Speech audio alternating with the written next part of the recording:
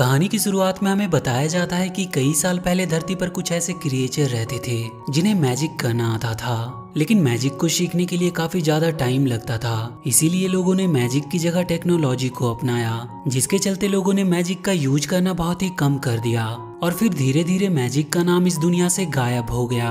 अब लोगों को मैजिक के बारे में कुछ पता ही नहीं होता है कि वो एग्जिस्ट भी करती है या नहीं, लेकिन असल में मैजिक अभी भी एग्जिस्ट करता है। अब कहानी के प्रेजेंट में हम लैन नाम के एक टीनेजर लड़के को देखते हैं जिसका आज 16वां जन्मदिन था। तो उसकी मॉम उसे बर्थडे विश करती है। फिर जब उनकी नजर लैन के शर्ट पर पड़ती है तो वो काफी खुश हो जाती है, क्योंकि वो शर्ट उनके फादर की थी जिनकी डेथ काफी टाइम पहले हो चुकी है। अब लैन की मॉम उसके बर्थडे पार्टी पर उसके स्कूल के दोस्तों को इनवाइट करने को कहती है। तभी वहाँ पे लैन का बड़ा भाई बार्ले आता है, जो कि काफी शरारती था, और वो आते के साथ ही घर में शरारत करना स्टार्ट कर देता है। इस पर उसकी मॉम उसे पनिश करती है। तो बार्ले उसके बाद घर के बाहर आकर शरारत करने लगता है। लेकिन तभी वहाँ पर एक पुलिस इंस्पेक्टर आता है जिसकी आधी बॉडी इंसान की और आधी हॉर्स की थी। वो इंस्पेक्टर बार्ली की मॉम के पास उसकी कंप्लेंट लेके आया था। उसकी कंप्लेंट देखकर बार्ली की मॉम उसे काफी डांट लगाती है, और जब वो इंस्पेक्टर बार्ली के साथ घर के अंदर आता है तो उसकी आधी हॉर्स बॉडी की वजह से काफी चीजें टूट रही थी।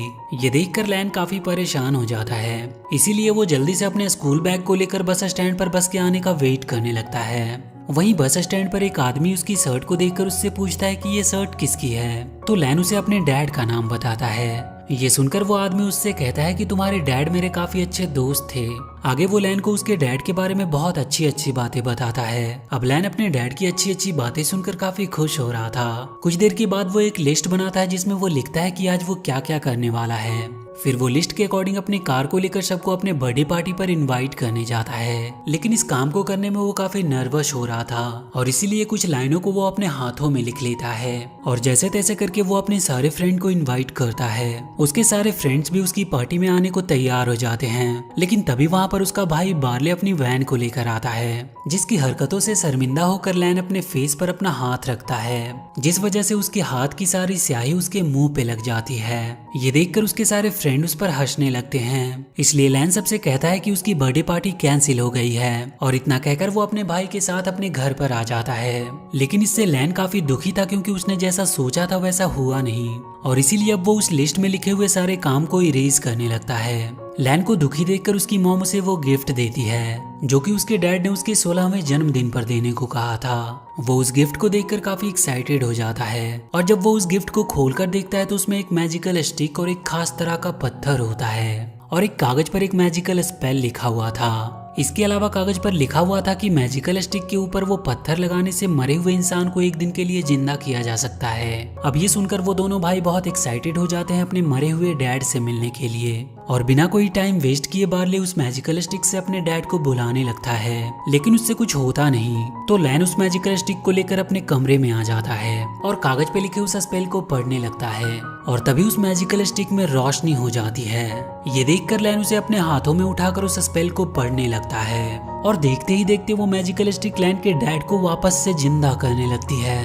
लैन का शोर सुनकर बार्ले उसके कमरे में आ जाता है, और वो ये देखकर लैन को और मोटिवेट करने लगता है, जिससे उनके डैड एक दिन के लिए उनके पास आ सके। लेकिन अब उस मैजिकल स्टिक को लैन कंट्रोल नहीं कर पा रहा था, तो वो मैजिकल स्टिक नीचे गिर जाती है, जिसकी वजह से वो खास तरह का पत्थर टूट जाता है, और जिसके कारण मैजिकल स्टिक का वो मैजिक पूरा नहीं हो पाता। इसीलिए लैन और बार्ले के डैड पूरी तरह से धरती पर आ नहीं पाते, और अब उनके पास सिर्फ उनकी आधी बॉडी आई हुई थी। ये देखकर लैन बार्ले के ऊपर बहुत गुस्सा होता है, क्योंकि उसने लैन को मोटिवेट करने के चक्कर में उसे डिस्ट्रैक्ट कर दिया था, और उसी की वजह से वो मैजिकल स्टिक को कंट्रोल नहीं कर पाया। बार्ले उस टूटे हुए पत्थर को देखकर लैन को बताता है कि उसे पता है कि ये खास किस्म का पत्थर कहाँ पे मिलेगा। ये सुनकर लैन खुश हो जाता है और बार्ले से उसे लेकर उस जगह पर चलने को कहता है, और अब वो दोनों अपने डैड को लेकर जाने लगते हैं। लेकिन जाने से पहले लैन दरवाजे पर अपनी मॉम के लिए एक लेटर रखता है। थोड़ी देर बाद जब लैन की मॉम घर पर आती है तो उनकी नजर उस लेटर पर पड़ती है, जिसे देखकर उन्हें पता चल जाता है कि बार्ली और लैन कहाँ पर गए हैं, और इसीलिए वो भी जल्दी से उस जगह पर जाने लगती है। अब कुछ देर के बाद लैन और बार्ली उस जगह पर पहुंच जाते हैं जहाँ उन्हें एक मैजिकल क्रिएचर से मिलना था। वो एक रेस्टोरेंट में उस मैजिकल क्रिएचर से मिलते हैं और उससे मैप के बारे में पूछते हैं, मगर वो लैन को मैप देने से मना कर रहा था क्योंकि वो मैप का रास्ता बहुत ही खतरनाक था। और तो और वो मैजिकल क्रिएचर एक टाइम पे एक सोल्जर हुआ करता था और वो अपने मुंह से आग भी निकाल सकता था और फिलहाल वो एक रेस्टोरेंट में वेटर की नौकरी कर रहा था। ये देखकर लैन और बार्ली उसे मोटिवेट करते हैं, जिसके चलते वो मैजिकल क्रिएचर काफी मोटिवेट होकर अपने मुंह से आग निकालता है,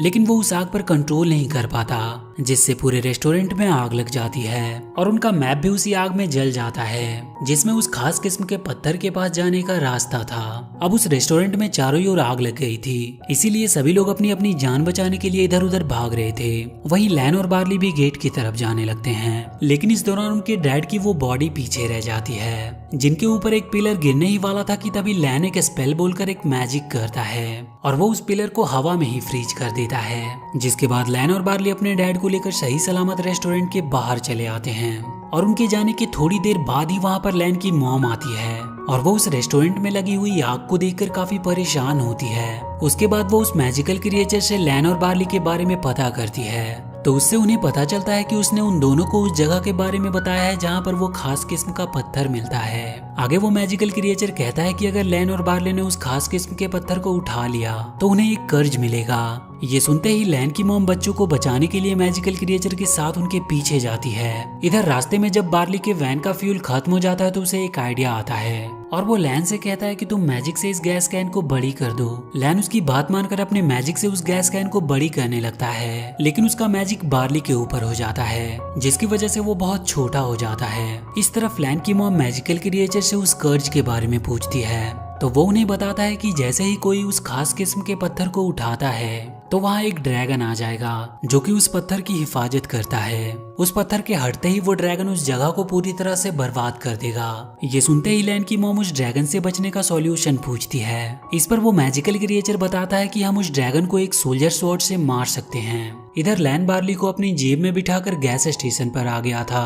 अब वो जब गैस कैन में फ्यूल भर रहा था तो बार्ली वहाँ पर कुछ स्मॉल क्रिएचर से झगड़ा करता है, तो वो स्मॉल क्रिएचर बार्ली के पीछे ही पड़ जाते हैं। जैसे तैसे करके लैन बार्ली को उनसे बचाकर कार में बैठ जाता है, मगर बार्ली के छोटा हो जाने से वो कार को अब ड्राइव नहीं कर सकता था, जिसकी वजह से अब लैन को ही ड्राइव करनी पड़ती है, जो कि उसके लिए काफी मुश्किल का काम था क्योंकि उसे ठीक से कार चलाने आती नहीं थी। लेकिन वो अपने डैड और भाई के लिए कार को ड्राइव करता है और आखिर में वो उन स्मॉल क्रिएचर को पीछे छोड़ देता है, जिसके बाद बार्ली भी पहले जैसा नॉर्मल हो जाता है। लेकिन तभी अब उनके पीछे पुलिस आ जाती है और लैन को ना चाहते हुए भी कार रोकनी पड़ती है। लेकिन पुलिस से बचने के लिए लैन और बार्ली मैजिक से उस पुलिस इंस्पेक्टर का रूप ले लेते हैं जिसकी आधी बॉडी इंसान की और आधी हॉर्स की थी। अब एक पुलिस इंस्पेक्टर को देखकर सामने वाले पुलिस ऑफिसर कुछ नहीं कर पाते और वहीं लैन का मैजिक खत्म होने से पहले वो दोनों कार में बैठकर वहां से निकल जाते हैं। अब वो पुलिस ऑफिसर पुलिस इंस्पेक्टर के शूज के निशान देखकर हैरान थे। वहीं पे लैन और बार्ली के बीच में बहस होने लगती है, तो उनके डैड एक सॉन्ग लगाकर वहीं पे डांस करने लगते हैं, जिसे देखकर वो दोनों भी उनके साथ ही डांस करने लगते हैं। इस तरफ लैन की मॉम और मैजिकल क्रिएचर एक शॉप पे आते हैं जहाँ से उन्हें वो स्वॉर्ड मिलने वाली थी, लेकिन शॉप की ओनर उस स्वॉर्ड का दाम बढ़ा देती है। तभी लैन की मॉम को पुलिस ऑफिसर से पता चलता है कि उनके बच्चे उन्हें मिल चुके हैं, तो वो बिना कोई टाइम वेस्ट किए उस शॉप ओनर को बेहोश करके वहाँ से स्वॉर्ड को अपने साथ ले जाती है। वहीं लैन और बार्ली एक ऐसी जगह पे आ जाते हैं जहाँ पर खाई होती है और वहाँ से आगे जाने के लिए उन्हें पूल से वैन लेकर जाना था, लेकिन वो पूल फोल्डेड था और जिसको सीधा करने का स्विच भी काफी दूर था। तो इस पर बार्ली लैन को मैजिक से एक इनविजिबल पूल बनाने को कहता है, जिससे वो खाई के दूसरी ओर जाकर उस पूल को सीधा कर सके। लेकिन लैन उस खाई को देखकर काफी डर गया था, तो बार्ली उसे रस्सी से बांध देता है जिससे वो लैन को गिरने से बचा सके। अब लैन एक मैजिक स्पेल को बोलकर खाई के ऊपर से जाने लगता है, लेकिन वो इसमें कामयाब नहीं होता, पर बार्ली उसे गिरने से किसी तरह बचा लेता है।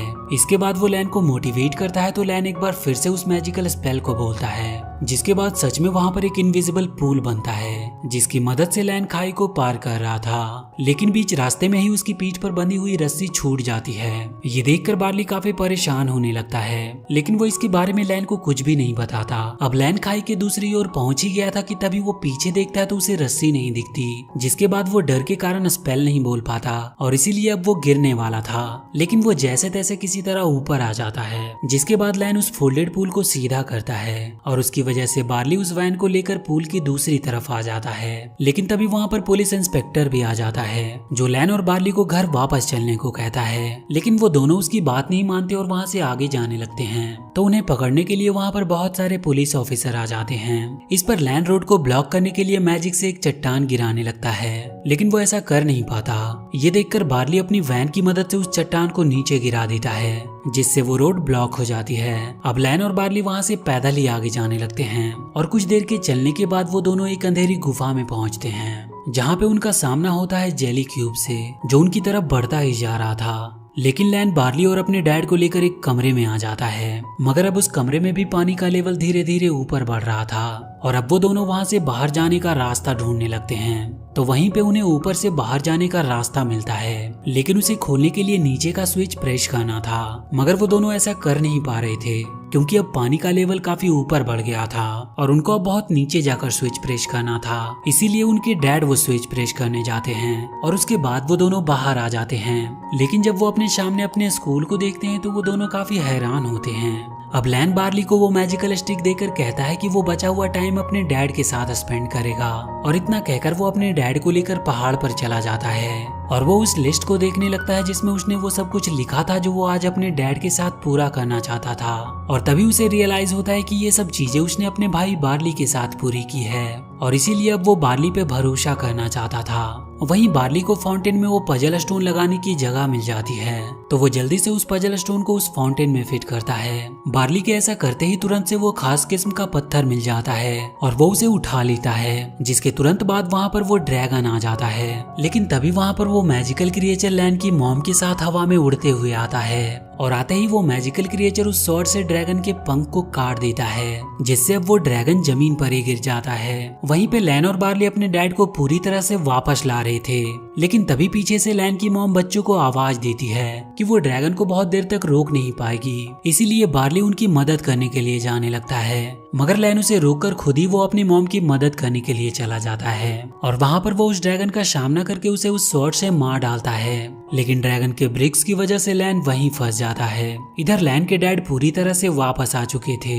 जिनसे बार्ली काफी बात करता है और अब उनके वापस जाने का समय भी हो गया था और इसीलिए वो हमेशा के लिए धरती से चले जाते हैं। और ये सब लैन दूर से देख रहा होता है, लेकिन अब उसे समझ आ गया था कि बार्ली ही उसके लिए सब कुछ है। और इसके बाद वो जाकर बार्ली से गले मिलता है। इसके बाद कुछ सालों के बाद की कहानी दिखाई जाती है, जिसमें अब ये दुनिया पहले की तरह ही फिर से मैजिक का यूज कर रही थी। वहीं लैन अपने स्कूल में बच्चों को मैजिक सिखा रहा था और इसके अलावा उसने बार्ली को एक नई कार गिफ्ट की थी, जिसे देखकर बार्ली काफी ज्यादा खुश था। और फिर वो दोनों मैजिक से अपनी कार को उड़ाकर एडवेंचर पर चले जाते हैं। और इसी के साथ ये मूवी यहीं पर खत्म हो जाती है। तो वीडियो अगर अच्छी लगी हो तो please do like and share this video and please subscribe to my channel and press that bell icon.